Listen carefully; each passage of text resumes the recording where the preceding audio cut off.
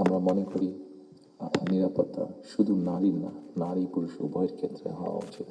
ছোট যদি একটি এক্সাম্পল দিই, খুব সম্ভবত বাংলাদেশে বছরে 7,000-এর মতন মানুষ, খুব সম্ভব গত বছর 7,000-এর মতন মানুষ রোড অ্যাক্সিডেন্টে মারা গিয়েছে। আমার কাছে বিষয়টি খুব অস্বাভাবিক লাগে। আমার ধারণা আপনারা যদি একটু চিন্তা করেন, আপনাদের প্রত্যেকের কাছে বিষয়টি অস্বাভাবিক লাগবে, কিন্তু ঘটনাটি ঘটছে, কোনো বছর বেশি, কোনো বছর কম। এই অস্বাভাবিক ঘটনাটি কেন ঘটবে? একজন মানুষ রোড অ্যাক্সিডেন্টে অধিকাংশ ক্ষেত্রে যারা মারা যাচ্ছে, আমরা যদি তাদের সামাজিক স্ট্যাটাসটা দেখি, খুব যে অবস্থাপন্ন লোক যারা আর্থিকভাবে সচ্ছল তারা যে মারা যাচ্ছেন তা না, কিন্তু যেই মানুষগুলো মারা যাচ্ছে সেই মানুষরা হয়তো তাদের ফ্যামিলির অনলি আর্নিং সোর্স।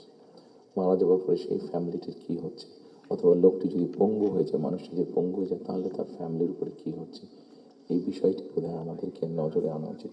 এরকম অনেকগুলো বিষয় আছে যে বিষয়গুলো আমার মনে হয় রাজনৈতিক দলগুলোর মধ্যে চিন্তা ভাবনা হওয়া উচিত।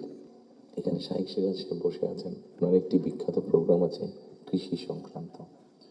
আমাদের দেশে কৃষকদের কি অবস্থা এখন, সেই বিষয়টি বোধহয় আমাদেরকে বিবেচনা করা উচিত।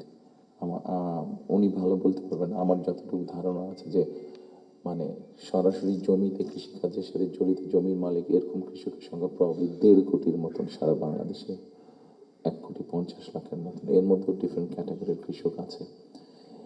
এই কৃষকদের বিভিন্ন অসহায়ত্বের নিউজ আপনাদের সংবাদপত্রে প্রকাশ হয়, বিভিন্ন সময় আপনাদের খবরেই প্রকাশিত হয়েছে বিভিন্ন সময়, সেটি ইলেকট্রনিক মিডিয়া হোক, সেটি মেইন মিডিয়া প্রিন্টেড মিডিয়াতেই হোক, প্রকাশিত হয়েছে। এদের ব্যাপারে আমি আমার বিগত সরকারের কথা বলবো, আমার দলের বিগত সরকারের কথা বলবো। সেই সরকার বিভিন্ন সময় বিভিন্ন পদক্ষেপ গ্রহণ করেছে। এত বিশাল সংখ্যক মানুষ, যারা 20 কোটি মানুষের খাওয়া পড়ার ব্যবস্থা করছে, খাওয়ার অন্নের সংস্থান করছে, সেই এত বড় সমাজটাকে কিভাবে সাপোর্ট দেওয়া যায়, তাদের হয়তো সেভাবে বলার সুযোগ নেই। এখানে আপনারা সংবাদপত্রের যারা কর্মী আছেন, আপনারা আপনাদের কিছু সমস্যার কথা বলেছেন। আপনাদের সমস্যাটা আমাদের জন্য শুনতে জানতে সহজ হয়, বিকজ আমাদের জন্য একটা ভেন্যু আছে যেখানে আমরা আলাপ করতে পারি। কিন্তু ওই কৃষকগুলো যাদের কোনো ভেন্যু নেই, যারা এরকম একটা প্রোগ্রাম অর্গানাইজ করতে পারছে না, তারা কিভাবে বলবে কথাগুলো? কাজে তাদের কথাটা তো আমাদেরকে জানতে হবে। কাজে এই বিষয়টি, সম্মানিত উপস্থিতিবৃন্দ, আমার মনে হয় এই সকলে এরকম আরো অনেকগুলো বিষয় আছে। আমরা নারীর স্বাধীনতার কথা বলছি। বেগম রোকেয়া নারীর শিক্ষার জন্য আন্দোলন করেছিলেন। মরহুমা বেগম খালেদা জিয়া নারীদের শিক্ষার ব্যাপারটা নিশ্চিত করেছিলেন। পরবর্তীতে আগামী নির্বাচনে ইনশাল্লাহ জনগণের ম্যান্ডেট নিয়ে আমরা সরকার গঠনে সক্ষম হলে আমাদের একটি পরিকল্পনা রয়েছে, এই যে নারীরা শিক্ষিত হয়েছে এদেরকে অর্থনৈতিকভাবে স্বাবলম্বী করে গড়ে তোলা। একটু আগে আমি যে ফ্যামিলি কার্ডটা বলেছিলাম, সেটির লক্ষ্য বা উদ্দেশ্য হচ্ছে সেটাই, এই নারী সমাজকে গড়ে তোলা। আমাদের হিসাব মতে বাংলাদেশে 4 কোটি ফ্যামিলি আছে। আমরা যদি পরিবার হিসেবে ভাগ করি, এবারে যে একটি পরিবারে 5 জন করে সদস্য ধরা হয়েছে। আমরা এই ফ্যামিলি কার্ডটি আপনাদের সামনে একটু তুলে ধরতে চাইছি, আমাদের পরিকল্পনাগুলো। কারণ এখানে একজন সাংবাদিক উল্লেখ করেছেন যে 25 তারিখে যখন আমি এসেছি, আমি একটি কথা বলেছিলাম মার্টিন লুথার কিং এর মতন, আই হ্যাভ এ ড্রিম, যেমন বলেছিল 62 বছর আগে মার্টিন লুথার কিং। আমি বলেছিলাম আই হ্যাভ এ প্ল্যান। সেই প্ল্যানের মধ্যে একটি অংশ আছে বাংলাদেশের যে হাফ পপুলেশন নারী, তাদেরকে ঘিরে, এবং সেটি হচ্ছে ফ্যামিলি কার্ড। ফ্যামিলি কার্ডের মাধ্যমে ইটস নট যে একটা ফ্যামিলি কার্ড যে নারী পাবে সেটি সে সারা জীবন পাবে।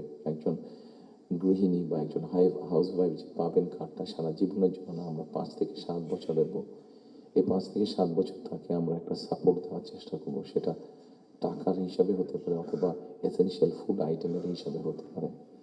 কারণ আমরা দেখেছি যে একজন নারী, একজন স্ত্রীকে বা একজন গৃহিণীকে যদি একটি সাপোর্ট দেওয়া হয়, সেটি সে তার ফ্যামিলির জন্য সঠিকভাবে খরচ করে দেন একজন পুরুষ। এবং আমরা রিসার্চে দেখেছি যে যদি 5 থেকে 7 বছর দেওয়া যায়, তাহলে সে যেই অর্থটা তার হাতে জমা হয়, সে মূলত 3টি কাজে খরচ করে।